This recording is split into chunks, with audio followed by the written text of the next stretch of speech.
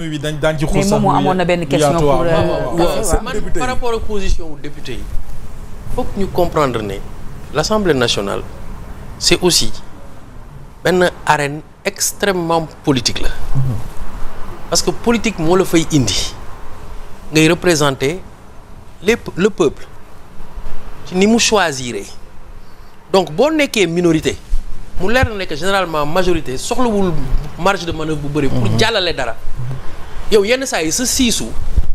wala sa taxawaay bu contre dafay am benn ay signaux yoo xamante ne moom ngay envoyer le peuple mi nga xamante ne moo tax nga ne fa donc ñoom loolu da nga koy comprendre comme un signal boo xamante ne joxe nañ ko par rapport ak nit ñoo xamante ne on attendait plus d'eux et ils nous ont servi moins que li ñu waxoon kon loolu moo tax ma d'accord ak ñi nga xamante ne mooy député takku wàllu yi plus non inscrits yi am posture bi nga xamante ne moom la ñu am parce que c'est une posture boo xamante ne mën na nekk en phase ak li nga xamante ne moom la peuple bi di xaar ci alors Kassé ci wàllu dualité bi au sommet am na ñu ko jàppee stratégie politique ñeneen ñi jàppee ko grande comédie mais ñu si bëri dañu dëppoo ne ak bu mu mun ci doon ci ñaar yooyu am na ci jeexital gu mu mën a def en tout cas ci ngàbbinu réew mi ndax Sénégal fi mu toll sur le plan économique loolu daan ci ñëw sur le plan économique mais dualité boobu yow lecture bi nga ci def en tant que politique. waaw je ne peux pas faire d'ailleurs du Cheikh Yérim Seck je ne peux pas faire du Babacar Justin Ndiaye je ne peux pas faire de en tant qu'acteur politique bi nga du Yoro Dia voilà. ñu ngi leen di nuyu ñoom ñëpp moi je vais me positionner comme un acteur politique. voilà mooy laaj bi et sax un citoyen. bien sûr. yaakaar naa li caractériser suñu régime dafa leer fii ak soppiwuñu constitution bi nous avons un parlement monocaméral et un exécutif bicéphale. bicéphale bi nga xamante ne moo am ci exécutif bi c'est simple je parle sous le contrôle de mon petit frère mais quand même c'est lui moom laay jël comme référence muy Ahmed Ndiaye professeur di sama rakk ci Montpellier alors donc li may wax mooy président moom la ñu fal moom la ñu yendoo sànnil ay xob mu daan bi mu daanee mu indi moom mu fal premier ministre aussi constitution bi jox ko ay pouvoir mu nekk chef de l'administration war a doxal gis-gisu président de la république mi nga xamante ne moom la ñu fal muy gardien de la constitution protecteur des arts ak népp ni ko constitution bi tëggee pour ku xam nag ni constitution soxalee waa Sénégal parce que au fond je pense même que ça c'est une digression encore la révolution dont on parle ce n'est qu'une simple alternance dans un pays de droit comme le Sénégal am na fi ñetti yoon gisuma yenn déterminant bu war a mën a tax ñuy parler de révolution la seule révolution qu'il y a eu c'est parce que les institutions effectivement ont résisté à certaines peut-être manœuvres ou autres formes de voies yoo xamante ne pare woon nañ ko pour faire face aux situations ou aux contextes yi nga xamante ne moom moo fi amoon ma revenir à la situation donc am na ñu bëri ñuy indi Senghor Mamadou Dia indi kii machin tout ça pour moi c'est différent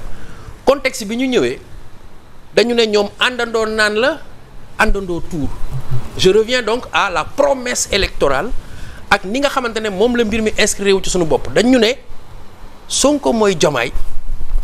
mooy Sonko ba nit ñi di ko way c'est devenu presque une chanson boo xamante ne dem na ba disque bi commencé rey waaw ñu dem ba ci biir ñu gis ne affaire bi xajam na mais xajam na forcément dafay am njeexital ci li nga xamante ne nii mooy doxalinu réew mi parce que au fond bu fekkee ne ñoom ñaar contradiction yi noonu la toll ba ñuy toog waroon a ànd di wut ay pexe pour ñun ñuy dund di wut ay pexe pour sénégalais yi di ci génn ñoom ñuy rocci jam kon xam nga foofu noonu. foofu noonu. waxu Pikine la. loolu kay nag moom. non. ah. non xam nga kon tax ngeen bëgg ñu koo ji ñun waa Pikine. non xam nga nag bon man foofu sama zone la parce que sama zone d'étude la en tant qu'urbaniste. absolument c'est ma zone d'observation. en tant que spécialiste quoi. may nuyu waa ñetti mbaar ak waa Ndiago Baar. en même temps dëgg la ñetti baar ci xam na Pikine. donc léegi. donc may wax ma ne suñu yeggee ci côté boobu noonu mais quelle doit être la posture parce que tey la République instance de décision bi gën a rëy bi mu am c'est le gouvernement président mooy toog ak jëwriñ yëpp ak ki jiite jëwriñ yi ñuy àtte di tekki di nas di nocci pour le bien-être ak le quotidien des Sénégalais bu ñu amee divergence politique majeure alors que liñ ñu jaayoon mooy àndandoo naan wala àndandoo tuur non kon loolu il faut mu am problème am na ñuy wax am na léegi loolu c'est le domaine des analystes ay dàq la génn la démissionnel tout ça pour moi c'est de la météo politique mais en réalité premier ministre ak président bu àndul gis-gis bokkuñu gis-gis sur les orientations bokkuñu gis-gis ci orientation politique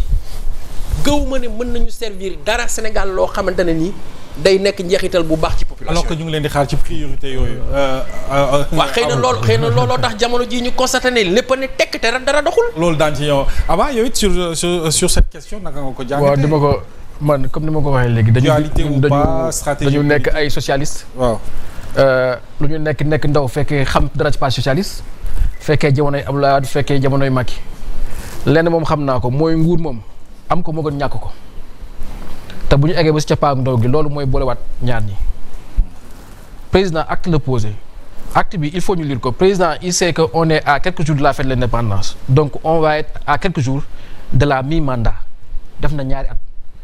kan la ñu mën a laaj ci dëkk bi ndax 2 ans yi convaincre na la wala convaincre ñoo la gën a xam ne convaincre kenn lan moo tax coow yi fi am coow bi ci njëkk mooy coowal dette bi fan la mujjee ministre des finances taxaw assemblée dañu c'est une polémique inutile est-ce que ñoo ko fi indi du ñun ñoom ñoo ko fi indi beneen coow bi moo leen mooy traque des biens mal acquis premier ministre moo taxaw assemblée ne amatuma ci benn yaakaar kon 2 ans yi jàll on passe par perte et profit waxoon nañu ko depuis ñaata yoon laa ko wax yow sur sa émission président Macky Sall dafa def 2 ans xam ne demul mu teg ko fa dëgmal mandat am changer ministre de la justice changer premier ministre commence ñëwoon Sénégal damay wàññi sama mandat finalement wàññew ko mu desee ko 5 ans moo tax ñoom ba leen tàmm ñu ne attention amu leen septennat quinquennat ngeen am instant bi on a fait 2 ans de mandat moo tax le président vient de fermer la page de la première partie du mandat deuxième partie bi nag lan lañ fa lañ jëm est-ce que ça va être pollué par cette histoire de politique de truc mais li gën a am solo mooy fii ak 2029 boo ci dindee 1 an élection 2 ans moo des 2 ans yi qu'est-ce que ça va être ces 2 ans là et je pense que président page boobu la ibbi li des nag perspective que ñoom ñaar ñu séparé wu man pour man ñii li ñu def pour am pouvoir ak li ñu def nit ñi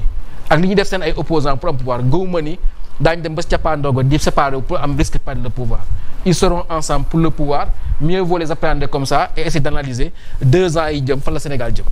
alors Aba ci wàllu woowu honorable parce que am nañu jàpp ne lii nii bu fekkee ne dafa nekk crise bu profonde ci seen diggante mën na indi ay crise institutionnelle d'ailleurs même les investisseurs mën nañu daw Sénégal jëm ci wàllu ba dugal seen koppar ci réew bi. mais bien sûr xam nga Sénégal soxlawul sax ñuy egg ci crise institutionnelle pour loolu xam nga ñoom dañu def benn choix dañu ñëw ne ñun dañuy wax dëgg ñun on dit la vérité. ban vérité ngeen wax ñun ñoo ne Sénégal les comptes sont truqués le Sénégal est un pays surendetté ok mais tey après évaluation kan moo leen nangul loolu kan moo leen delloo njukkal ci loolu est-ce que marché yi di leen delloo njukkal non marché yi delloo leen njukkal